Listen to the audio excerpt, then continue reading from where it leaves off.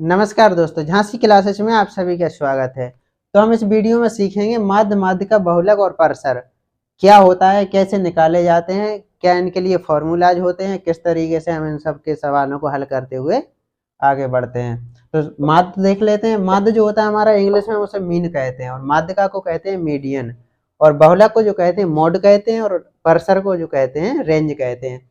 हमने आज तक काफी जगह इन सवालों को पढ़ा होगा, इन सब को पढ़ा होगा। माध्य क्या होता है, कैसे निकालते हैं, माध्यिका क्या होता है, कैसे निकालते हैं, बहुलक क्या होता है, कैसे निकालते हैं, परसर क्या होता है, कैसे निकालते हैं। लेकिन हम इस वीडियो में एक यूनिक तरीके से समझेंगे, बेहद सरल विधि से समझेंगे किस तरीके से इन सवालों को हल करते हैं और कैसे बेहद आसानी के साथ हम अपने आंसर तक पहुंच सकते हैं और अपने नंबर गेन कर सकते हैं। तो सबसे पहले देखते हैं माध्य।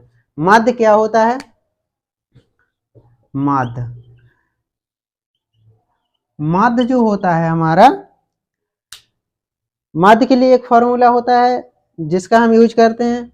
जितनी भी हमें संख्याएं दी गई होती हैं उन सब का योग, और जितनी भी संख्याएं हैं, मतलब कितनी संख्याएं, उन सब की जो संख्या है, कितनी संख्याएं काउंट करने में आ रही हैं, बटे में उनको लिख देते हैं। तो सबसे पहले हम संख्याएं लेके देख लेते हैं। जैसे हमें संख्याएं दे दी जाएं 4, 3, 2, 8, 7, 6। मान लीजिए हमारे पास ये संख्याएं हैं। अब अगर आपको सवाल में दे दिया है कि इसका इन संख्याओं का माध्य क्या होगा, तो कैसे जाएंगे इन उसके आंसर तक। तो सबसे पहले हम देखते हैं संख्याओं का योग, संख्याओं का योग, और नीचे जो हम बटे में लिखते हैं वो संख्याओं की संख्या, मतलब संख्या, टोटल कितनी संख्याएं हैं। जैसे कुल पदों का योग बटे कुल पदों की संख्या, इस तरीके से बढ़ते हैं ना, वो औसत जो देखते हैं हम, उसी तरीके से ये कुल पदों का योग बटे कुल पदों की संख्या, मतलब पदों की संख्या यहाँ कह सकते हैं, पदों की संख्या।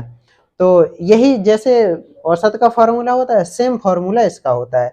तो देख लेते हैं, इसे हल करके देखते हैं। कुल पदों का योग मतलब जो हमारे पास संख्या दी गई है 4 + 3 + 2 + 8 + 7 + 6, बटे में जो लिखेंगे हम कितनी संख्या है, 1, 2, 3, 4, 5, 6 संख्याएं हैं। ऐड करके देख लेते हैं, 4, 3, 7, 7, 2, 9, 9, 8, 17, 17, 7, 24, 24, 6, 30, 24, 6, 30 बटे 6। इसे हम कट कर देंगे, और कट करने के बाद जो हमारे पास आएगा वही हमारा माध्य होगा, मतलब वही हमारा आंसर होगा। 6 एकम 6, 6 पंचे 30। 5 जो है हमारा इन सभी संख्याओं का माध्य हो गया। क्या हो गया? माध्य हो गया, जो कि हमारा आंसर है। यही हमारा राइट आंसर होने वाला है। माध्य जो, आशा करते हैं आपको सारी चीजें समझ आ गई होंगी। संख्याओं का योग बटे संख्याओं की संख्या, मतलब पदों की संख्या, ये हमारा हो गया। माध्य जो है हम इस तरीके से अपने आंसर तक पहुंच सकते हैं। कितना आसान है देखिए, और आगे बढ़ेंगे और भी आसान लगेगा आपको। एक दो सवाल और करके देख लेते हैं जिससे हमारे दिमाग में ये चीजें स्थायी हो जाएं। देखते हैं, 3, 4, 2, 8, 7। आप सब भी ट्राई करिए किस तरीके से आंसर तक पहुंचना है। 4, एक बार और 4 रख लेते हैं। इनका अगर माध्य निकालने को दे दिया है तो कैसे बढ़ेंगे हम, वही है 3 + 4 + 2 + 8 + 7 + 4 बटे कितनी संख्या है, 3, 3, 6, 6 संख्याएं फिर हैं। जोड़ते हैं, 4, 3, 7, 7, 2, 9, 9, 8, 17, 7, 24, 4, 28, 28 बटे 6, 28 बटे 6। इसे काटेंगे तो 2 से कटेगा, 14 दूनी 28, 2 तिये 6, 14 बटे 3 आंसर लिख सकते हैं, या फिर 3 से कट करके दशमलव में भी आंसर तक जा सकते हैं। तो ये हमारा इस तरीके से निकल के आ जाता है। अब हमने बात करी माध्य की, अब आगे बढ़ते हैं माध्यिका की तरफ। माध्य समझ में आ गया होगा। अब बात करते हैं माध्यिका की। माध्यिका क्या होती है देखते हैं। माध्यिका, वैसे तो माध्यिका के लिए तमाम फॉर्मूला बताए गए हैं। n+1/2 आपने पढ़ा होगा, और अगर सम है तो n/2 पद प्लस n+1/2 पद बटे सबके बटे में 2 होता है। लेकिन हम उस फॉर्मूले से नहीं जाएंगे, उस फॉर्मूले से नहीं जाएंगे। सबसे पहले हम संख्याएं नोट करते हैं जिससे कि हम आसानी से समझ सकें। 2 3 4 1 7 8 ये हमारे पास संख्याएं हैं। ये हमारे पास 6 संख्याएं हैं। एक और बढ़ा लेते हैं 3। 1 2 3 4 5 6 7 7 संख्याएं हो गई। सबसे पहले हमें इसमें ध्यान रखना होता है कि हमें संख्याओं को आरोही क्रम में लिखना होता है। किस में लिखना होता है? आरोही क्रम में। तो आरोही क्रम क्या होता है? आरोही क्रम में लिखना होता है। आरोही क्रम जो होता है हमारा छोटे से बड़े की ओर, छोटे से बड़े की ओर इस तरीके से बढ़ते जाते हैं। तो सबसे पहले हम छोटी संख्या लिखते हैं 1, इसके बाद 2, फिर इसके बाद 3, फिर इसके बाद 3। यहाँ हम 3 को नहीं लेते हैं क्योंकि 3 हमारा 2-3 बार हो जाएगा, तो इसे हम लिखते हैं 5 को ले लेते हैं। 2 3 हो गया, 4 हो गया, 5 हो गया, 7 हो गया, 8 हो गया। 1 2 3 4 5 6 7, 3 3 6 1 7। ये हमारा आरोही क्रम में व्यवस्थित हो गया। अब हमें क्या करना है? माध्यिका का जो हमारा बीच में पद है, विषम संख्याओं के लिए जो हमारा बीच में पद है वही हमारा माध्यिका हो जाता है।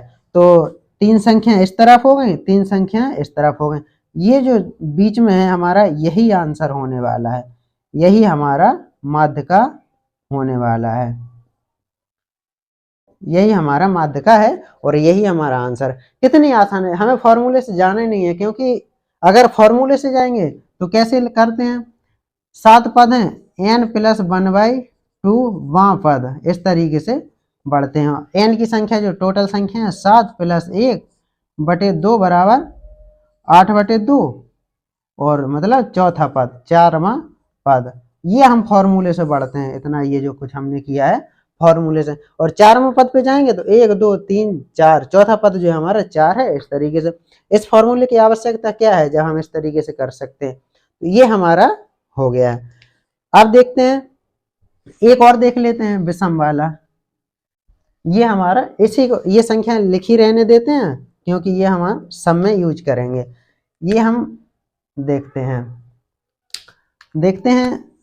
1 3 2 7 5 4 6 ये हमारी संख्या होंगी। अब हमें सबसे पहले क्या करना होता है? हमें आरोही क्रम में व्यवस्थित करना होता है।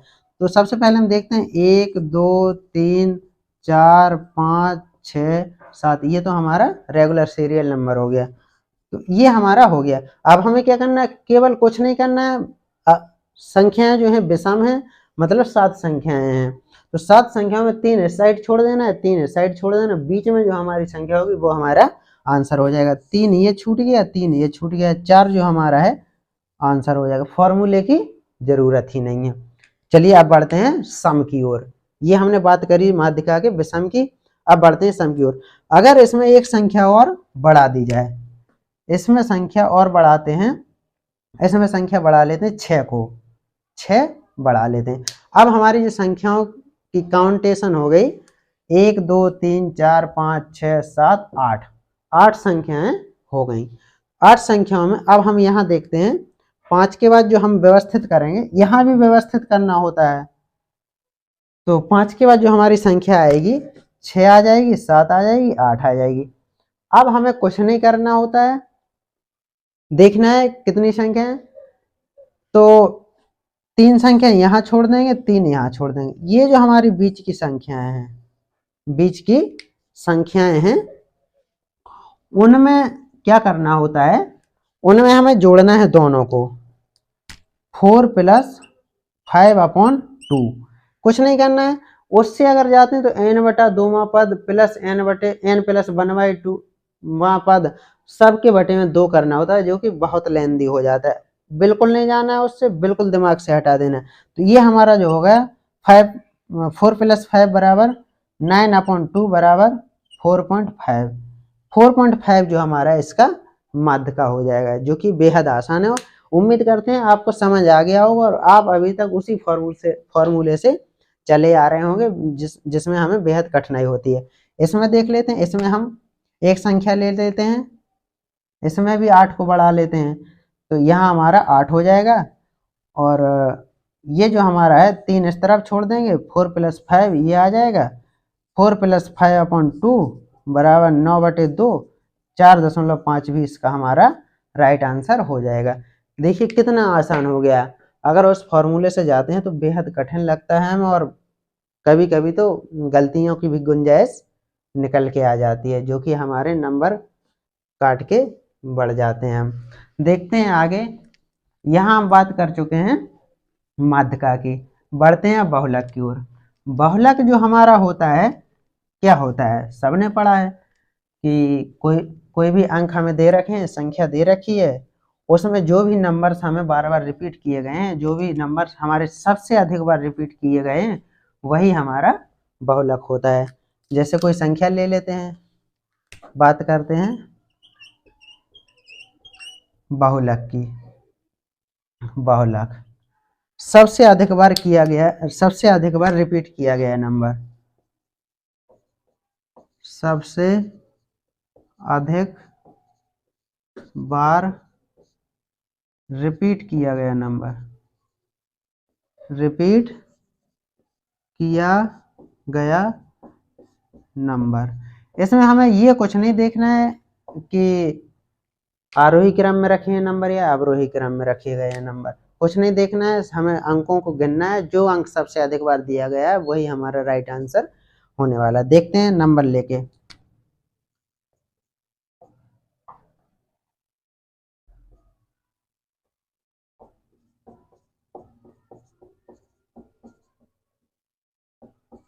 ये हमारे पास नंबर हो गए, देखते हैं 3 4 6 3 7 3 4 3 2 7 3। इसमें हमें देखना है सबसे अधिक बार नंबर कौन सा आया है। तो देखते हैं 3 जो है 1 2 3 4 5, 3 जो है हमारा 5 बार आया है। 4 को देखते हैं, 1 2, 4 जो है हमारा 2 बार आया है। 6 को देखते हैं, 6 जो है हमारा 1 बार आया है। उसके बाद 7 को देखते हैं, 7 जो है हमारा 1 2, 7 जो है हमारा 2 बार आया है। यही हमारे पास नंबर दिए गए हैं। तो ये जो हमारा है 3 जो है हमारा 5 बार आया है, 5 बार आया है, यही हमारा बहुलक है, यही हमारा राइट आंसर है, यही हमारा बहुलक है और यही हमारा आंसर है। तो देखिए कितनी आसान चीजें हैं, अभी तक हम इन सबको बोझ समझते आए होंगे। तो ये हमारा बहुलक हो गया है। इसी तरीके से कोई भी नंबर आ जाए वो हमारा बहुलक हो जाता है। चलिए देखते हैं परसर। परसर क्या होता है? परसर आप कई लोग तो पहली बार सुन रहे होंगे, जो अगर पढ़ते आए हैं तो वो समझ रहे होंगे परसर क्या होता है। परसर जो हमारा होता है, कोई हमें संख्या दे रखी है, कोई हमें संख्या दे रखी है, उसमें सबसे बड़ी संख्या और सबसे छोटी संख्याओं के अंतर को हम परसर कहते हैं। परसर जो है, परसर जो है सबसे बड़ी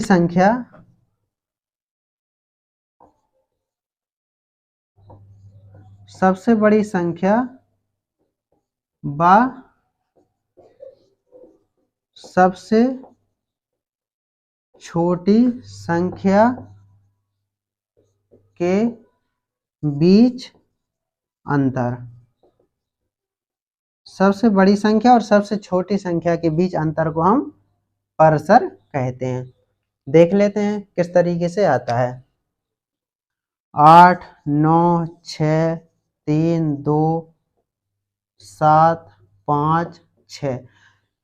इसमें हम देखेंगे सबसे बड़ी संख्या कौन सी है। तो सबसे बड़ी संख्या जो हमारी है 9 है।